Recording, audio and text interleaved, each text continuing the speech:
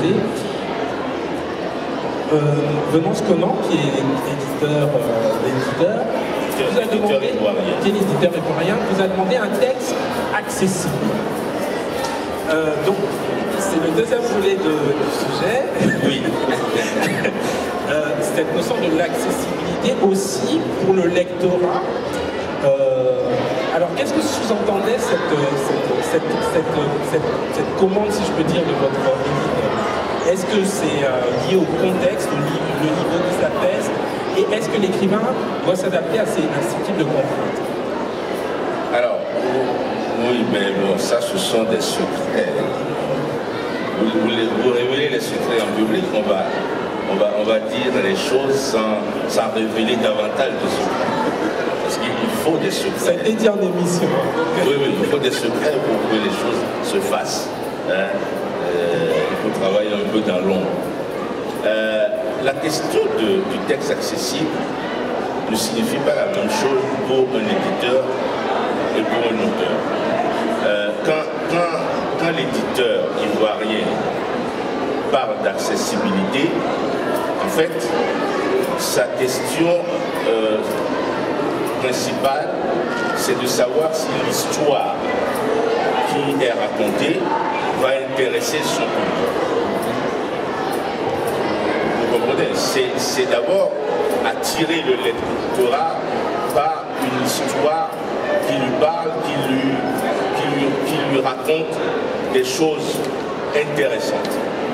Alors, pour l'auteur, tout texte qu'il écrit, il suppose que c'est intéressant. Et là, on peut ne pas s'entendre. Et moi, je partais du fait que je racontais une histoire qui pouvait intéresser les Togolais, c'est certain, parce que je partais de la base qui est la rencontre entre le Brésil et le golfe de Guinée pendant la période de la traite négrière. Mais il se trouve que les familles afro-brésiliennes dont je parle, on les trouve également en Côte d'Ivoire. Donc, sur cette base-là, moi, je dis simplement à l'éditeur, il est certain que tu n'auras pas le même type de lecteur qu'avec un roman sentimental. Mais tu trouveras un public qui s'intéressera à cette thématique-là. Okay? Mais il y a quelque chose que je voudrais rajouter à ce niveau de la réflexion, c'est que l'accessibilité, c'est aussi en réalité la question du langage que l'auteur utilise. Venance Conan me l'a fait remarquer en disant que la plupart du temps, les auteurs ivoiriens qui veulent publier chez lui ont une manière d'écrire qui est parfois rébarbative. Donc, le sous-entendu, c'est que lui, éditeur, qui a aussi une formation de journaliste, voudrait faire de la vulgarisation. Or, il n'est pas certain que tous les lecteurs qu'il aura veulent la même chose. Moi, je ne suis pas persuadé que, les éditeurs m'excuseront, je ne suis pas persuadé qu'il existe un type de public qui aime toujours les mêmes histoires. Il faut quand même laisser une part de mystère dans la découverte des textes et proposer les auteurs divers pour un catalogue. Ce que j'ai fait avec Venance Conan, je suis persuadé que, et je lui ai dit que s'il continue à vouloir toujours des textes accessibles selon son sens, il finira par passer à côté de textes intéressants produits par des auteurs africains. D'ailleurs, je crois qu'il a demandé à d'autres auteurs de ma génération de lui donner des textes. Je ne sais pas pourquoi il ne les a pas publiés. Lui seul pourrait répondre à la question. Alors, Florent Poisotti, comment vous réagissez à ce point, sur ces questions d'accessibilité de l'œuvre, de vos œuvres, de votre démarche, de manière générale? Une fois que vous avez fini d'écrire, est-ce que vous vous posez la question de la manière dont votre œuvre va circuler à la seule librairie de Cotonou, si on n'a qu'une seule, par quels moyens elle va circuler selon vous contacter? Est-ce que c'est une question qui vous préoccupe déjà, ou vous, ce qui vous préoccupe, c'est de produire et après, advienne que pourra? Vous savez, quand on commence à écrire, la seule question qui se pose à soi, c'est comment convaincre tout lecteur. C'est la première des choses. Alors quand j'ai commencé à écrire, je me disais que j'allais intéresser tout public francophone. Parce que la première de mes publications, c'était ici, c'était en France. Et donc, pour moi, la seule façon d'intéresser le public, c'était à la fois de parler des choses qui sont à la fois spécifiques, mais également générales. Mais en poussant un peu plus loin l'analyse, je dirais que à partir du moment où eh bien, on a identifié à la fois le public et l'éditeur, eh bien, forcément, on a besoin d'être lu par les siens, par ce que j'appellerais le public naturel. Et là, il s'est posé le problème de l'achat du livre, du coût du livre. À la longue, j'ai discuté avec les éditeurs locaux. Et contrairement à ce que vous avez dit, il n'y a pas qu'une seule librairie. Je voulais vous faire réagir. Ah oui, vous savez combien il y a de librairies Il y a d'autres librairies. Il y en a 5. Et il y a 5 librairies qui ont des succursales à l'intérieur du pays, dans le département. Alors, j'ai discuté avec un bon nombre d'éditeurs et je me suis entendu avec un qui s'appelle les éditions Lara. Alors, les éditions Lara étaient au départ des éditions consacrées à la diffusion de l'édition phonographique. C'est-à-dire qu'ils diffusaient, ils éditaient des tests de chansons et ils diffusaient parallèlement les disques. À un moment donné, le promoteur a voulu passer du cinéma à la littérature, parce qu'il faisait également des vidéos-films. Il a voulu passer du cinéma à la littérature, donc il m'a demandé d'adapter ces textes directement à la littérature, les scénarios à la littérature. Et en l'espace de 3 ou 4 ans, il a réussi à publier une dizaine de livres. Alors c'est le petit format, et il en tire 40 000, 50 000 exemplaires, et ils sont vendus, parce que généralement c'est des histoires à l'eau de rose.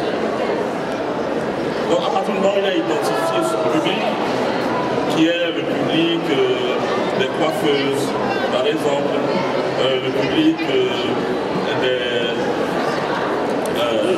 des vendeuses dans les pharmacies, dans les boutiques de pain, etc. Et c'est généralement des publics féminins. À partir du moment où il a identifié ça, il a voulu élargir le cercle en disant qu'il peut faire des coéditions avec les maisons d'édition françaises. On est en train de discuter avec Tani pour un de ses livres, Esclaves, pour le mettre en format proche. Et il a coédité un de mes textes, donc il a racheté les droits. C'est La Trappe de la Musaraigne. Et puis, comme il s'est également spécialisé dans le livre scolaire, eh bien, il a acheté les droits d'un de mes livres qui est un programme, justement, les fantômes du Brésil, qui parle également des Afro-Brésiliens. Et donc, d'une façon générale, il a réussi à avoir, disons, une clientèle assez large et assez variée. D'accord. Ce qui fait que, avec le coût du livre, qui va autour de 2000 francs CFA, il a réussi à augmenter son capital. C'est très intéressant ce qu'il est en train de faire et qu'il réussit admirablement. Est-ce que, et après je vais revenir sur la chaîne du livre et on aura des questions du public parce que je pense qu'il y a des questions. Vous allez sortir un livre bientôt aux éditions Gallimard. est-ce que la question, par exemple, de la coédition du livre qui circule en Afrique est facile à négocier avec un grand éditeur parisien, par exemple, parce que ça pose très clairement un problème d'accès au livre. Donc, est-ce que, on voit, j'observe par exemple pas mal d'auteurs nord-africains qui souvent arrivent à mettre en place des coéditions facilement. Mais est-ce que de manière générale, la coédition arrive à être poussée avec un grand éditeur par exemple? Parfois, ce n'est pas de la coédition. C'est-à-dire, c'est des rachats de droits pour une édition locale. C'est de réussir à convaincre les éditeurs parisiens de la possibilité qu'il a de gagner non seulement en espèces, mais également en autorité par rapport au public local.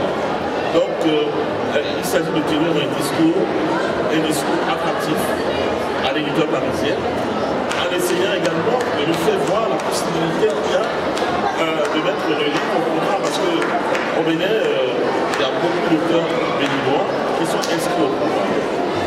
Depuis 1960, où il y a les classiques africains qui sont au programme, on essaye de faire en sorte que les textes qui sont publiés actuellement soient en adéquation avec les réalités de l'heure, ce qui fait que beaucoup de ces livres, de ces romans, de ces pièces de théâtre-là sont mis au programme parce que c'est les enjeux actuels qui permettent au jeune public de cerner les différentes aspérités de notre monde.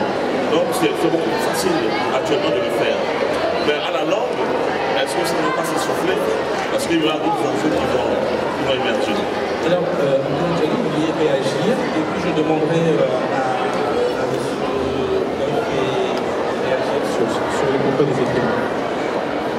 Je voulais juste réagir par rapport à cette histoire de coédition, surtout avec les pays maghrébins, avec les éditeurs parisiens. C'est le cas de l'Algérie. Ils ne font pas de la coédition par choix, ils ne font pas d'obligation.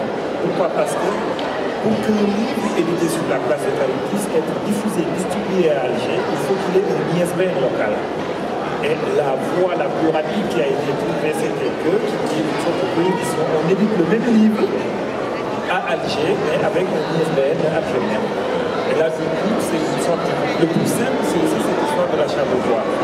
Parce que le souci avec la coédition, surtout entre nous, éditeurs africains, c'est que généralement, on ne sait jamais qui fait quoi.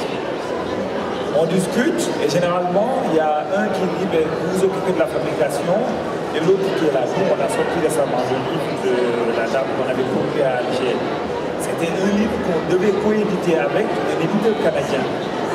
Mais finalement, l'éditeur canadien n'a rien trouvé de mieux à dire que, écoutez, on vous laisse, vous vous occupez de tout le travail et puis nous, on imprimera ce dont on a besoin sur le cabinet du Canada.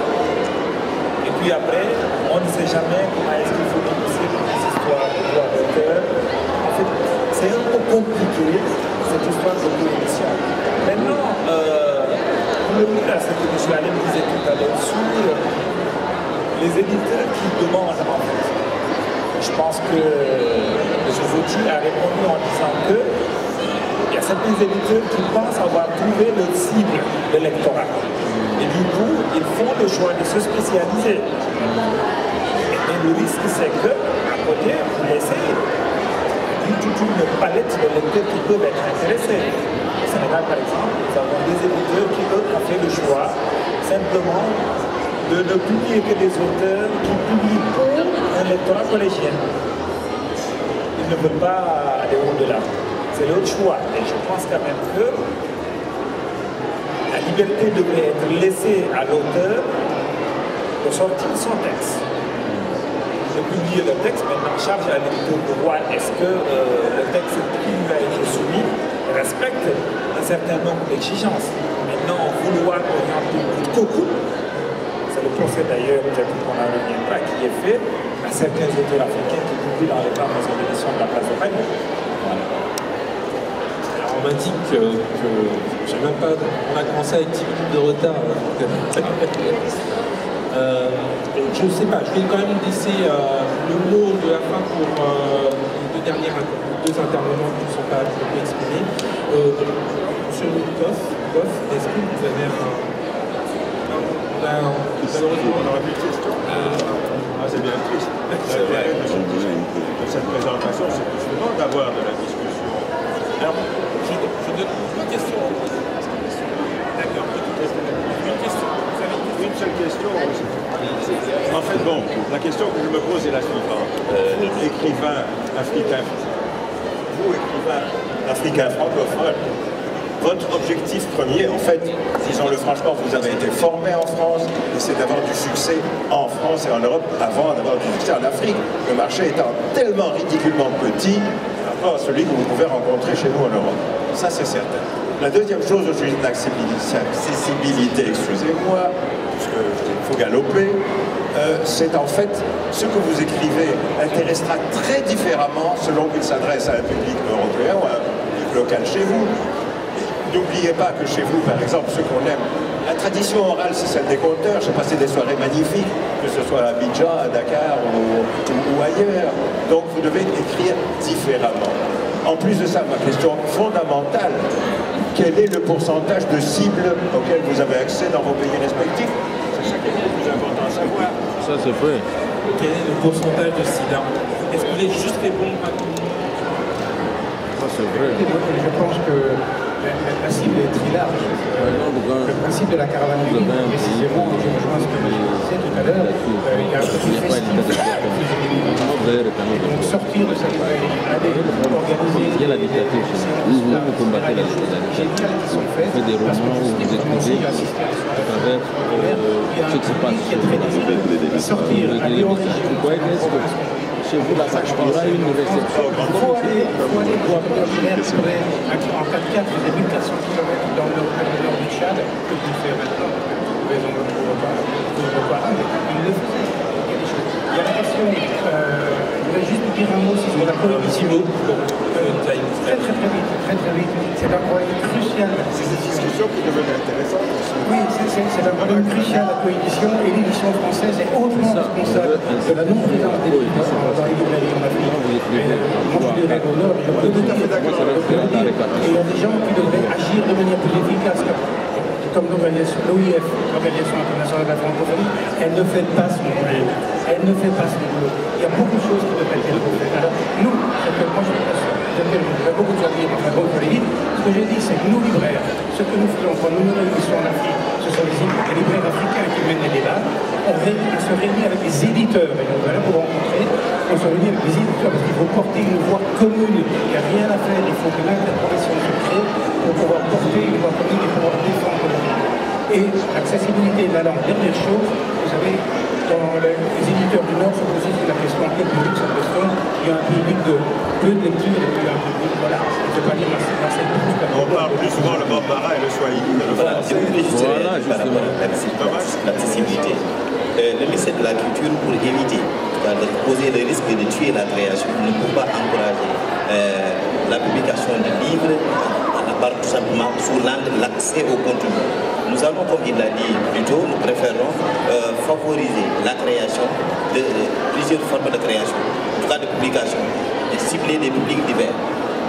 L'accessibilité que nous prônons, c'est l'accessibilité du livre par rapport au coût prix bon marché. C'est la raison pour laquelle le ministère de la Culture ou l'État du Sénégal est le principal mécène du livre au Sénégal à travers un mécanisme qui s'appelle Fonds d'aide à l'édition. Et l'objectif premier que nous visons, c'est que le livre soit accessible, non pas par un nombre important sur les rayons, mais par un prix bon marché. Ce qui limite aussi l'accès au livre, c'est le pouvoir d'achat qui est faible. Donc si nous ne prenons pas cette question et nous essayons d'intervenir sur l'accès par rapport au contenu, nous tuons aussi la création. Merci beaucoup. Je suis vraiment désolé. Craignez pas que les réseaux sociaux chez les jeunes. On va faire un café, on va manger un aloco à côté. Vraiment, excusez-nous, on a commencé avec un petit peu de retard. Donc voilà, je tiens à remercier les intervenants qui n'ont pas pu conclure. Mais en tout cas, merci beaucoup pour votre attention et bonne foire du livre de Bruxelles. Merci bien. Merci. Ah, voilà, ça c'est bon.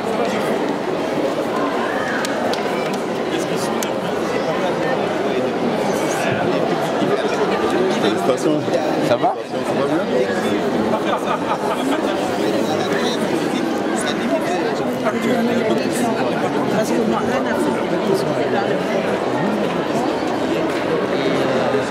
un moment d'initiation, c'est son éducation en tant que jeune petit talibé qui va aller chez des grands marabouts s'initier à la spiritualité africaine et musulmane. C'est très très beau, très agréable à lire. Oui, ça se développe. J'ai lu ça il y a bien longtemps déjà, mais c'est très très chouette, sans réserve. Prenez celui-là. Oui, vous connaissez la librairie Candide? On est place Bruckmann à Ipsey. Et vous êtes spécialisé dans la littérature? C'est pour ça que j'ai un léger tropisme, et sinon on est libraire général. Voilà.